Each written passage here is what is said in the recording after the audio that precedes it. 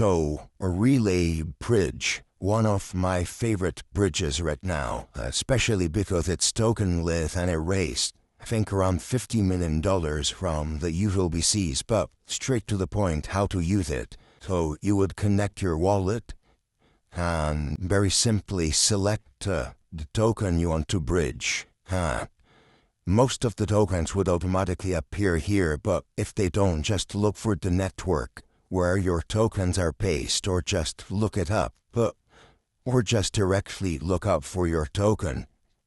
In this case, we're going to be bridging some USDC from the Hyper EVM to any network of our choice, whether it's Solana or EVM. I think we could go with Inc.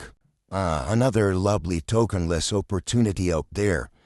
Just bridge the USDC to ETH on Inc. So for example, if I wanted to bridge to USDC on the chain, it would also give me the option to add the gas. But since you would then need it to do any transaction, but in this case we just want ETH, we will be prompted to approve the transaction.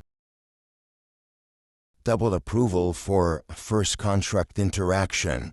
Then it's just going to be a single one. There you go, just a few seconds. The beauty of layer 2s. If you want to check the transaction details, just proceed from here. And there you go. I can swap the order of the networks, and I can see I have already received my Ethereum on the Inc chain. And I could bridge them somewhere else if I wanted to. You can even access some modest yield on your Ethereum if you wanted to deposit it in their vaults. Another interesting aspect too, earn invisible points for their potential future airdrop, but that's for another video. Thank you for watching.